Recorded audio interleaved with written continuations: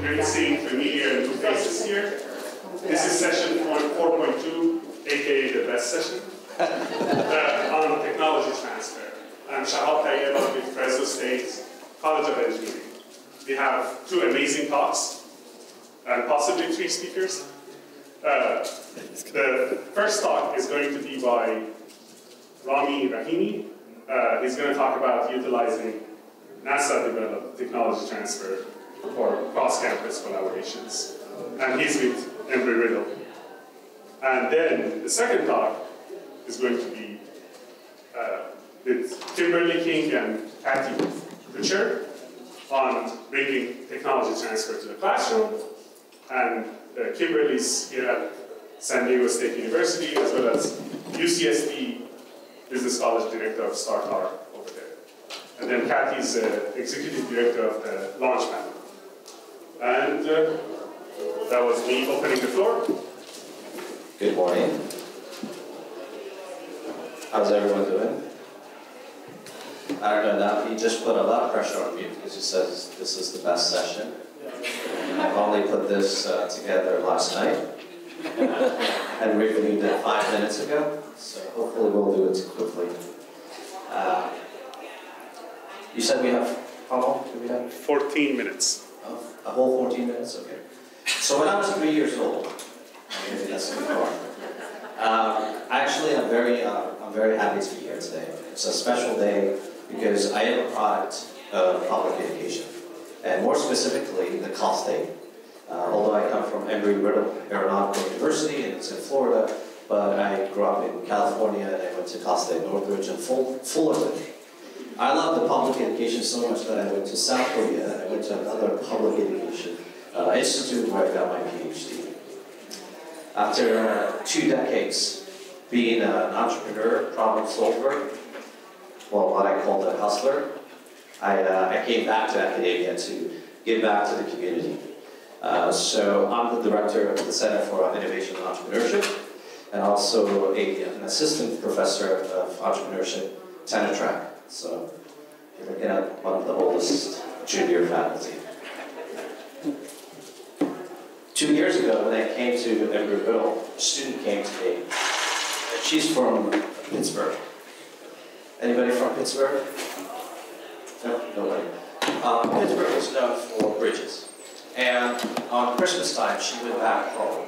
And she came back and she said, guess what? She said, the bridge that I used to take every day to go to school just collapsed. And luckily it collapsed on a Christmas day where nobody was there, so nobody was injured. And she said, I want to do something about it. I said, me too. Let's find a way. She said, it would be nice to actually know when a bridge is about to collapse or when a bridge has a structural damage. And I said, it would be nice too, but let's figure that one together. In general, inspections are due once a year. And you know our infrastructure in the United States is very good, and it's not aging at all. And most of the bridges are over 50 years old. So they're due for a review.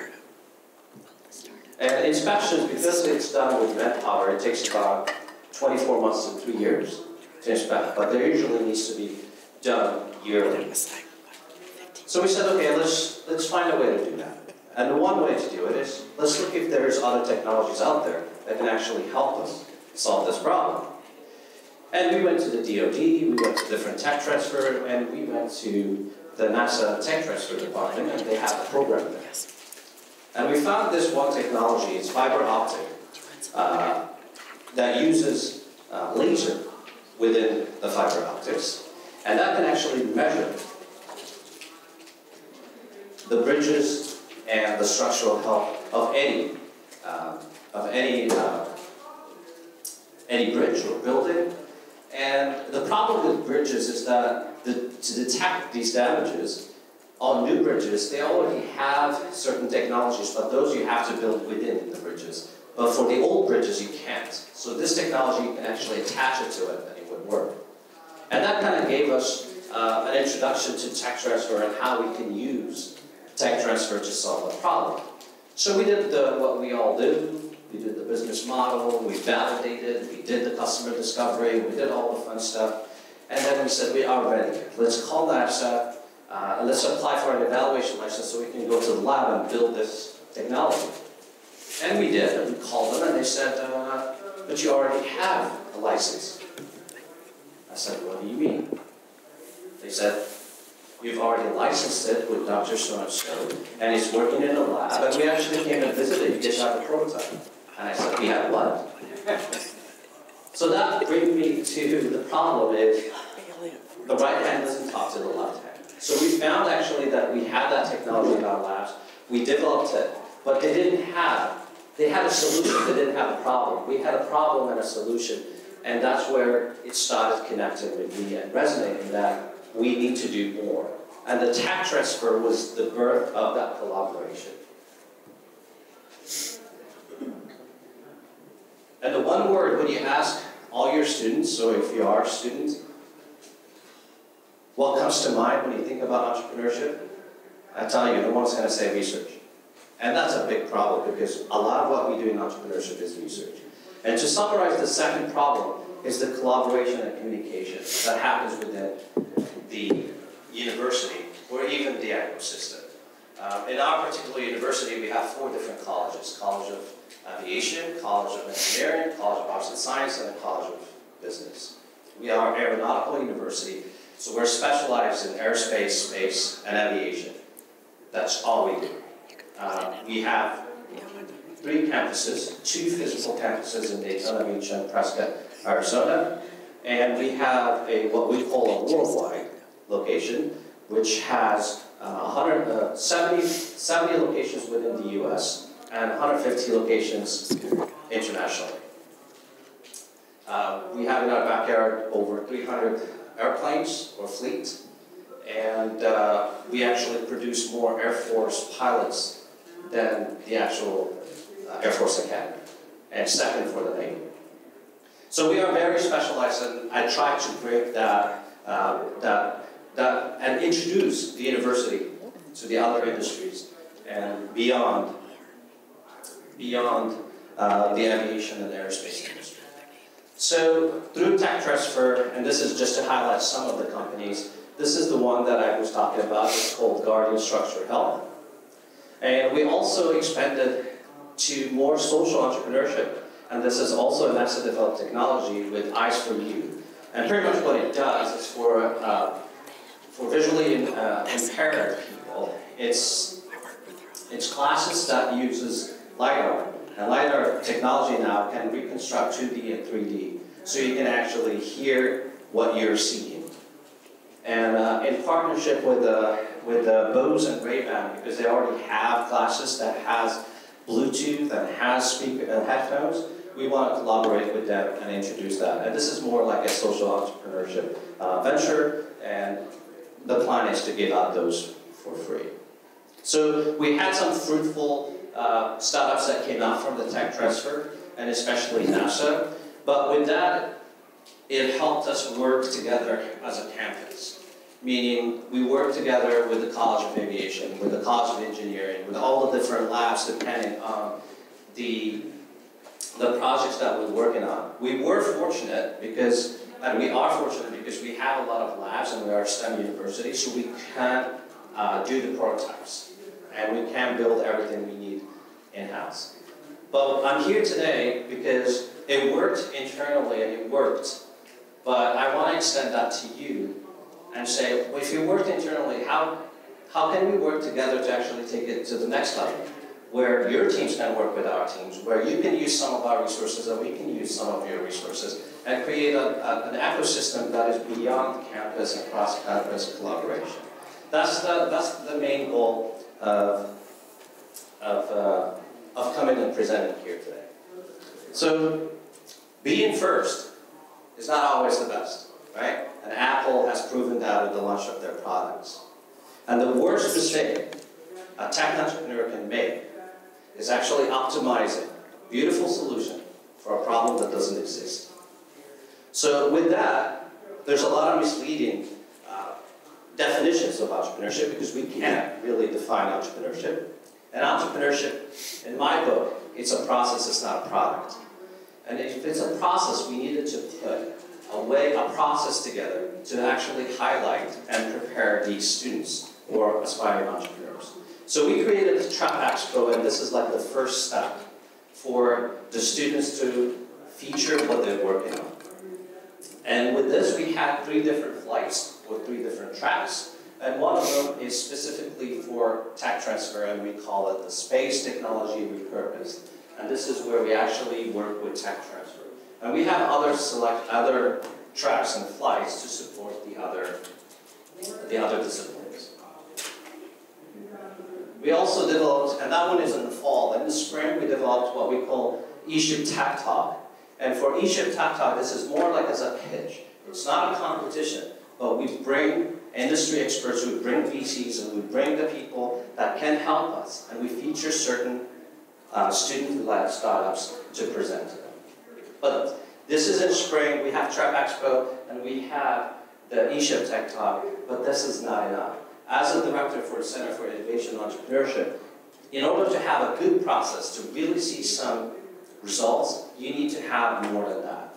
And as I mentioned, it is a process. So we created what we call the consultation services, workshop series, accelerator programs, the Trap and eShip Tech Talk, and also we have the Entrepreneurship Venture Club. But what's interesting is that we created other competitions, other networking events, and other accelerator programs with our research part. So this way we can unite the entire university and work all as a one team. Now this is all started because of the tech transfer. And once we had some results, we had faculties from the different colleges that have worked on their own technologies and coming to us and like, what should I do with this? I have a solution. What can I do with this? This is the team, the CIE team. We have program managers, ambassadors, facilitators. But what I found interesting is to increase that collaboration across campus, creating a steering committee and having some ambassadors, faculties from different colleges be part of the center helped a lot in crossing that collaboration. And that was very important. Well, before I end, I want to leave you with one note. A great man once said, logic can take you from A to B. Imagination will take you everywhere. And that was by Albert Einstein. I know we don't all have to be entrepreneurs to help, but we all do have a part to play in the entrepreneurship process. Because innovation and creativity is to me, it consists of 3 different freedoms. The freedom of the creator, the freedom of the users, and the freedom of the skeptics. So having a process to satisfy all those freedoms is what our goal is in Center for Innovation and Entrepreneurship that utilizes a lot tech transfer, whether it's internally or externally. Thank you. We're going to save the Q&A as requested to after the second time. And now, here are our second presenters. So Kathy and I actually met 15 years ago when she was working at a startup and I was a venture capitalist. So we both have a lot of industry experience. And one of the things we really like to do at San Diego State is bring that industry type of experience to the classroom. So this coming spring, we did a collaboration between 3 of the departments. This was really kind of spearheaded by Kathy Kucher, who's here with the Zip Launchpad. And then in our management department, there was Mustafa Hassan, as well as our technology transfer office with Tommy Martindale. And the idea was, could we have a class where the objective was really to bring that industry type of experience of working on a real technology to the classroom. And it's going to be a unique type of class because it combined both the competition with the course. So it was an upper level class from the management department, so I had all seniors, 25 seniors, and that was coupled with the competition where we invited all other disciplines from all over the campus, including some scientists, graduate students, and undergrads to participate. So it was really about that technology standardization process and really bringing it to life with a particular technology that the students could actually work with. So this is the course, and you can see it was one of our upper division courses that really was the experiential type of experience for the students. They were working with a real technology out of a lab at San Diego State. One of the most really cool things about it is we actually got to talk with the scientists. So he came in early on and described his foam and his invention. It's a patented technology. And we went through, as you can see, here's the technology. There were some initial applications, but we wanted the students to be very creative in the ideas that they came up with. So we showed some initial things that the Technology Transfer Office had investigated, but left it pretty wide open in terms of how they could apply this particular technology. So Kathy, if you want to talk a little bit about the competition. Well, I just want to add a little background. Okay, a little background. So who here is familiar with I-Corps? Okay, so George had, so Tommy from the TTO, myself, and Alex are part of the I-Corps teaching team. And so we knew George Youssef from I-Corps, and just from his I-Corps experience, we knew having him get in front of a class like this would make some sense to him. It wasn't like completely foreign, so that was really advantageous. But in terms of the competition, we at the Launchpad, when we're going to have an event, we like to make it competitive. That's just how we do things. So we delegated, and everything that we do at the Zip Launchpad, so we're a free incubator here at SDSU that helps students, faculty, and staff start with an early stage idea and launch a startup. So any of the money that we're spending is coming out of our marketing budget. So we're looking to capture new eyes and do different types of events and activities that might appeal to different parts of the population. So the idea with the Applied Innovation Challenge was to anchor it with 470, and Kim was a great professor to work with because she was willing to basically develop a lot of this as we went forward, because this was a true prototype. And one thing she didn't mention is that where we got the idea for this competition was actually from, you may be aware that SDSU is starting an innovation district. So we've been visiting different universities across the country to get to know their innovation districts and learn from them. And while at Georgia Tech, we learned about this style of competition, literally Applied Innovation Challenge, where you take a technology from a lab and you challenge a group of students to find applications for it. And then, of course, we promote the heck out of the Zip Launchpad and hope that they'll be inspired to take this idea or their own idea and give it a swing in the Zip Launchpad, which is free. So we set up the competition with the first and second and third place. It was unusual to have at SDSU to have a class that was also tied to a competitive sum of money, but I think there was excitement around that. And you're going to talk about how the teams were formed? Exactly. So we had 25 students, and then there was another 13 that were participating in the competition. So one thing we needed to make sure of was that there were students on each of those teams going forward, because as a class, they were going to continue to work on that technology. So the teams were made up of the students in the class and then those others. And they went through a series of 3 different days, so the class actually meets weekly. So we had, in terms of day 1, we'd have essentially the scientists came in to talk about the technology. They talked about some initial applications. We also did presentations from the Technology Transfer Office, so the students could get an understanding of what the Technology Office actually does, which we think is important. And then on day 2, you can see here, this is where we really focused on giving them some information on the market research. Now, many of these are upper division management students, so they've gone through the discipline of understanding about industry research. But this was kind of the basis of telling them about the technology and how they could go about finding out a lot about particular applications that they want to work on. And this is actually where we form the teams. And then we introduced, kind of as part of the curriculum, the notion of using this innovation readiness scale.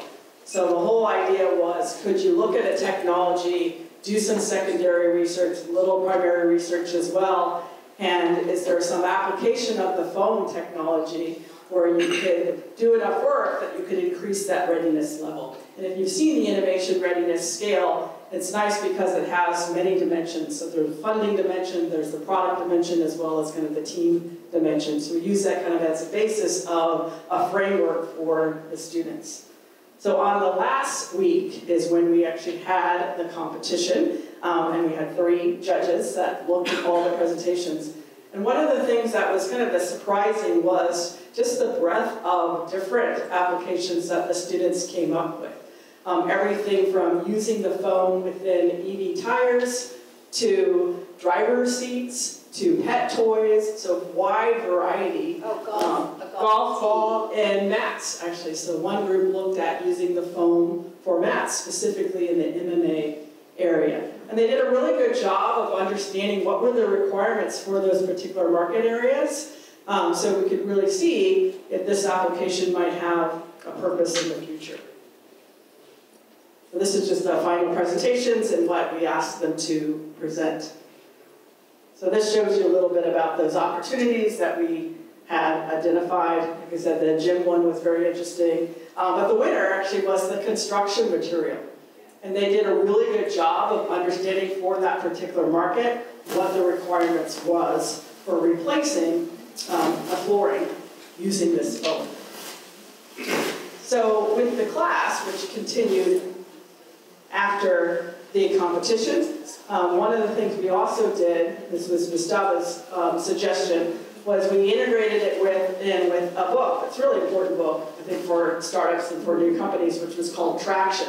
And it's all about looking at the different distribution channels. So the students did a book report, probably more importantly in terms of the key takeaways, they also related it back to their projects. And then what could they do in terms of their application of looking at those distribution channels and gaining some different traction. Yeah, and if you're not familiar with this book, it's incredible. Really recommend it. So there are various assignments that the students who continue to the class would do. Another one that was really important was the learning plans, and they also had to put together a project plan. So what were they going to do for their specific technology then to bring that technology forward? And so some would concentrate on the industry analysis, others would look at what would it take to get to product market fit. So really dependent upon the actual application. And so they will be presenting their business plan presentations next week. And the scientist is going to come back, as well as Tommy and Kathy are going to attend as well. So they're not only putting together a report, especially that go-to-market strategy, but the pitch deck. And at the end of the pitch deck will be, is there a go or no-go decision on the research that they've done so far in those different industry applications. So you can see on the individual side, the learning reports was much more of the student's journey. So what did they learn through this process? Individually, what did they do to test the application? And what were some of the insights that they learned from going out and talking to the community? One other thing that we did is we coupled the groups, the teams, with some mentors. So we used the SCORE mentors who have a lot of experience from the SBA program in San Diego in town to help those students also think about those particular industries, as well as get more contacts in the future to be able to reach industry people that they can then get a lot of feedback from. Now in the future, we'd also like to use the management department's board to do that, but we need a little bit more lead time. As I mentioned, this was just a pilot. So there's lots of ways that we can involve others within the university and have the students have a very enriching type of experience through this class while they're working on this real technology. And this is just a picture of that innovation readiness chart that I talked about. So you might have seen kind of technology transfer readiness charts. So this was one thing that we used that was a great tool and framework for the students to really understand where they were in the process. And then just shows the different assignments that we had and what those weighted were. For all of our, or at least most of our classes in HET, one thing we also stress is them getting out into the community. So they also attend entrepreneur events as part of the class as well. So just to sum up some of our lessons learned. Because of this is a pilot and we want to continue and improve, one of the things that we really saw that worked well was using something like a foam technology, so a technology that had different applications, because that was really important. And then I think one really enriching experience for the students, and we should now include the others that participated, we did it later, but we actually went to the lab. So we went to George's lab to see how he tested the material. The students actually got to feel and touch and get samples of that material. And that was pretty impactful in how they viewed the project. And then one of the teams, the MAT team, actually reached out to one of the graduate students who was working on their team now to help him because he also had experience within the martial arts. And they went into the zip line. Exactly. And they became, and that's one thing we really like is that integration. So they became an E-track team putting this technology forward. So I think the kind of the primary thing on the lessons learned is definitely it's a learning experience for the students, for the faculty, for the scientists as well. And it was really nice to see, especially during the competition, the reaction of the scientists of George when the students were presenting their different ideas, because these were a lot of things that, as a lab, they did not think about. Just as a very, very side note, so there's lots of collaborations with Kim and with the College of Business. So Shamu, who's the chairperson, she came up with the idea to integrate our rapid prototyping that we teach in the Zip Launchpad, teach without credit, and integrate that into curriculum for the entrepreneurship classes. And Kim took it one step further, and she requires them to actually use something made out of the lab in their final presentation. So she's just a great collaborator. So I really like the fact that the departments work together to enrich the student experience.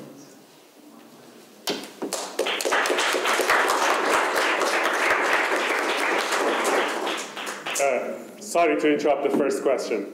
Please, Q&A for 15 minutes. One of the things I do is I teach interdisciplinary or multidisciplinary entrepreneurship, and my students are from different colleges, engineering, marketing, finance, journalism, communications. And the thing that I've noticed is the siloism of colleges and deans and so forth. And I think this is related to what you were describing, where you went to NSC and said, hey, we would like to license your laser fiber optic technology to test structural integrity. And oh, you're already a licensee, what? You know, right? So my question really is, how do you recognize and how do you minimize this kind of siloism within the university view? Or can you? I'm assuming that question is for me. Yeah. So when I was 3 years old, I can't go there. It's very difficult. The short answer is you need to find champions in different colleges. And the way I did that is I approached almost every lab, learned about what they're working on, what are the different grants that they've got, and then extend that helping hand. Do you want to commercialize this? Do you have, and I go to the faculty and ask them if they have an idea that they're working on and they want to commercialize it, and it's more like, help me help you, help us. And then through the center, I created a steering committee, because once you identify those champions, you need to get them more involved into the center and what we do. So that's why I created that steering committee. And those steering committees, they are from all different colleges. There's 6, but we have 4 colleges, but there are 6 members because we have a strong also ROTC program and also student athletes. So I try to bring champions from every different college because that's the only way to approach them. And just get involved and be there for them. And then once they start seeing some results, that bridge starts getting smaller and smaller. Can I make a comment? So I'm from industry, and I was with a company, Texas Instruments Semiconductor Group, for almost 20 years, and they had business units, but I was in technical sales. And so the customer didn't care about the business units. The customer cared that they wanted to get done what they wanted to get done. And when I got to SDSU, I was very surprised by this whole notion of the colleges, like what the heck, and they don't talk to each other.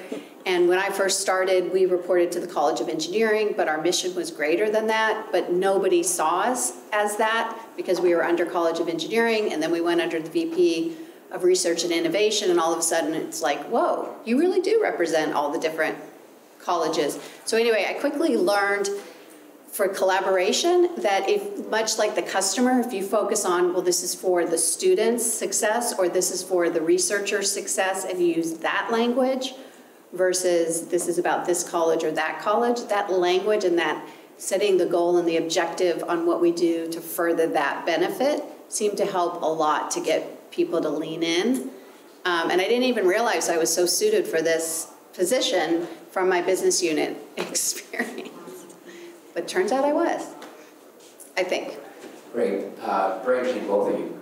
Question for Kim and Kathy. On the competition, two questions, well, two-part question. Did the students have sort of a rubric or they understand the criteria that they'd be evaluated on? And two, how the team that won, what set it apart? Both of you seem to think there was a really strong team, so what made it clear winner it was?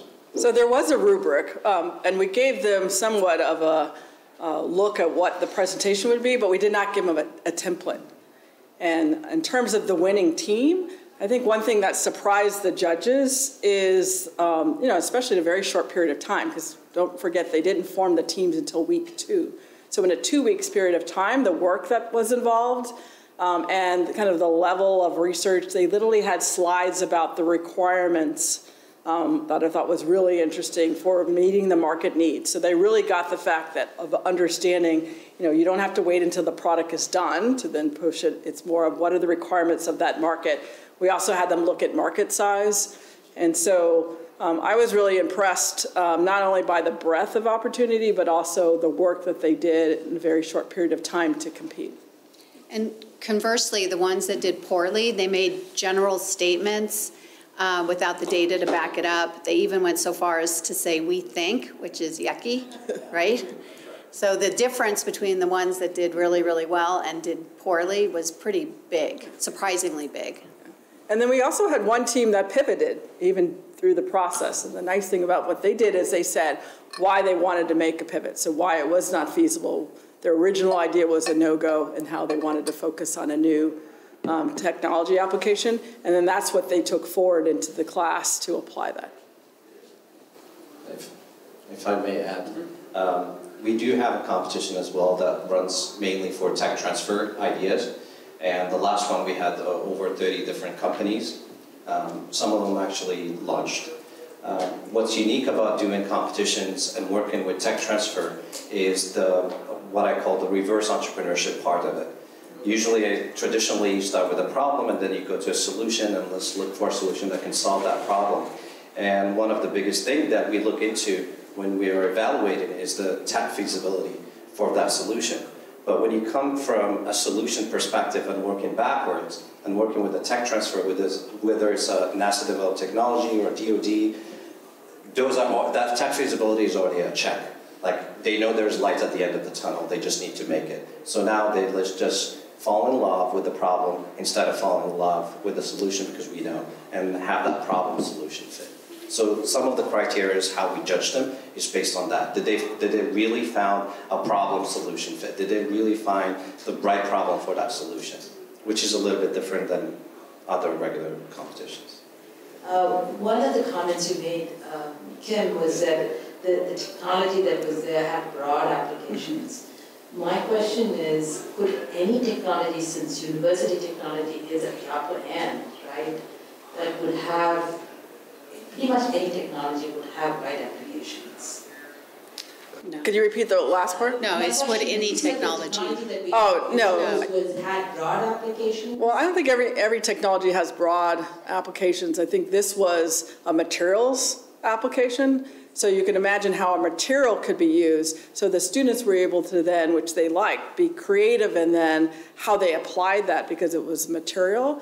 But I think many of the technologies, because they looked through a lot of the technologies to kind of decide, and we didn't want something that was going to be the same for each group. We wanted them to be able to see some examples. So we knew, for example, the foam was already researched through I-Core for tennis shoes, but have them look broadly, because it's a business, you know, if you think about it, truly, this is still a business school class. So the business was the aspect of the research, and back to the problem solution, and it was the technology. We knew the technology was there and had specific properties, but what could you do in terms of apply it?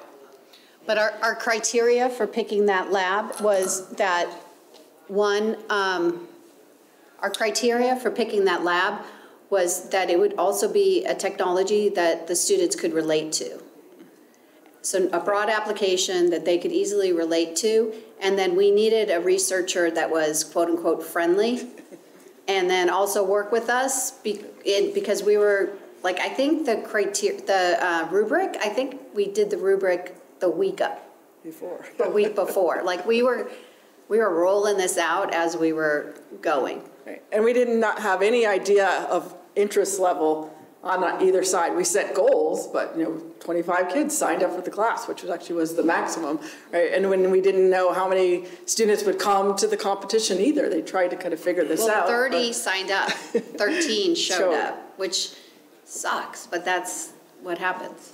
Thank you very much for your presentation. This is for all three presenters. What would the business arrangements between the student teams and the inventors? So if you mentioned that some of these businesses went forward, are the student teams getting a stake in the company, or is the inventor have other ideas in terms of moving things forward? So for example, if we're working with NASA-developed technology, then that license in part goes into 3 different steps. First step is evaluation license, no cost. And second, it's a year to 2 years, and then you have a startup license, and that's when the company is actually launched. And that goes for 3 years. And then after 3 years, there's a commercial license that you need to convert your startup license to a commercial license, and that's when you start giving royalties to NASA, and that's negotiated based on the technology and the teams. The goal for NASA is not to make money out of this because it's a public organization and the taxpayers, so they want to give back. But at the same time, they want to put some royalty into it so that there is stake for the owners and the teams to actually work on it. Now, in terms of the business teams and how they form, I'm like you. I teach interdisciplinary entrepreneurship, so I have students from across campus taking my class, and one of the biggest things that we emphasize on is your co-founder. Find the co-founders and find co-founders that bring something valuable to the table, and that's how you put them together. In that one case for the Guardians Structural Health, they were business students, and they partnered with the lab assistants that worked on that technology, and they formed a company together. So we kind of tried to mix them together. And of course, we help them throughout the way in terms of partnership and what percentage looks like and things like that. But that's just one example of how we deal with it. So we do the same thing in terms of once any team from any place comes into the incubator, is to work with them and give them resources to understand a founder's agreement and have time with a business lawyer to get consultation. And Kim can provide further comments because there's always issues even with classes that do come up with ideation and work on ideas together, and then they quibble over who is going to own those ideas that are never going to go anywhere, but they still want to argue it. So, but I left out a hugely important point, and I apologize. So, what Georgia Tech does that we did is you take nascent IP. You take IP that has already been invested in by the university but hasn't been utilized. And so by starting at that point, you sort of have a green field.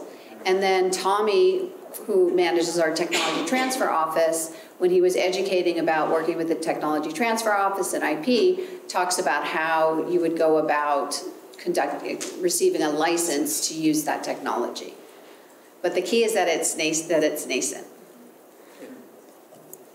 And there's always a real struggle between academic work and working on a project for class, and then if you're really wanting to launch the company. And although we like to integrate the programs, when it does come to starting a company, one thing we tell the students, there's no requirement that all team members have to be involved. As Kathy mentioned, we work with the lawyers, so we have them come in and talk about founder issues, talk about founding of a company. So you really want to make sure people are committed.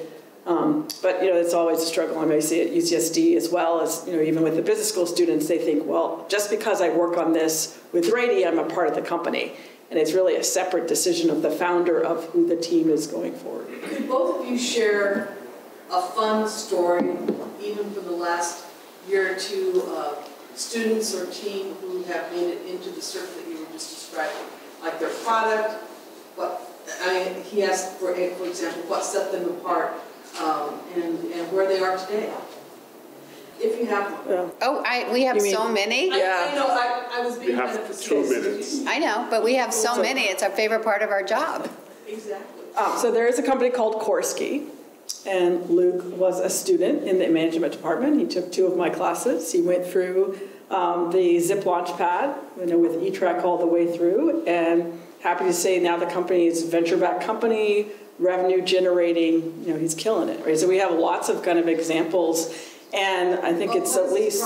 Okay. Okay. All right. Or service. Can I do the Rayanne and Chrissy Okay. story? You guys heard, some of you heard this yesterday, but I love this story. Well, let me just say what the product was. So when he was initially starting off, and it evolved, right? So initially his idea was actually to do a tablet for test taking. Right? That went nowhere, right? So then he started talking to his customers, talking to the professors, talking to students. So then it became a product for essentially an interactive platform that did both attendance as well as interactivity within the classroom. I was one of the early beta users for that. They had some technology because you could geolocate, so you knew whether or not the student was in a class or not.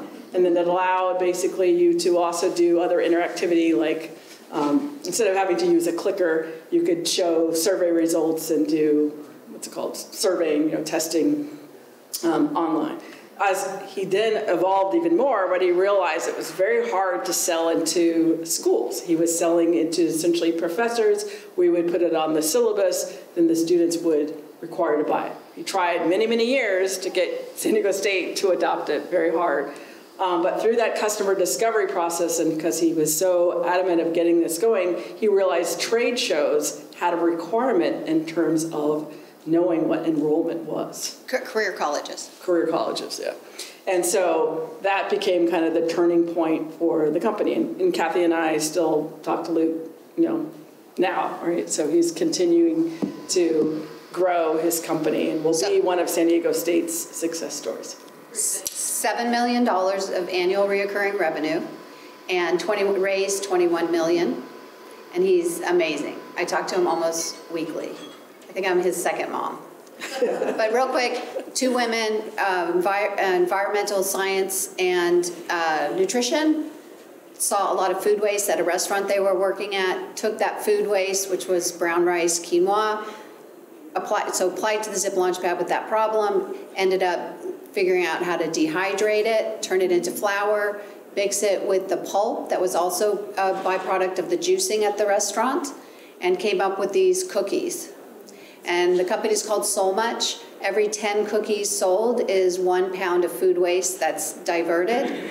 And if you've ever seen 2 entrepreneurs that represent their brand, what is the term for that? Where your founder represents, there's a cute term for it that someone just told me. They just were the brand.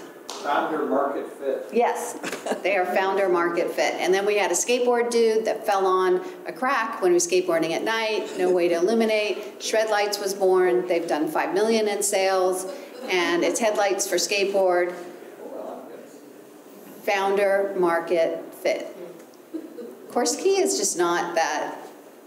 Wow, but it's a great... but very successful. Yeah, but I think it shows the process and what can happen in the school, right? And by having programs like this, which I think are so important. I think they're going to kick us out. Told you it's going to be the best, so thank you.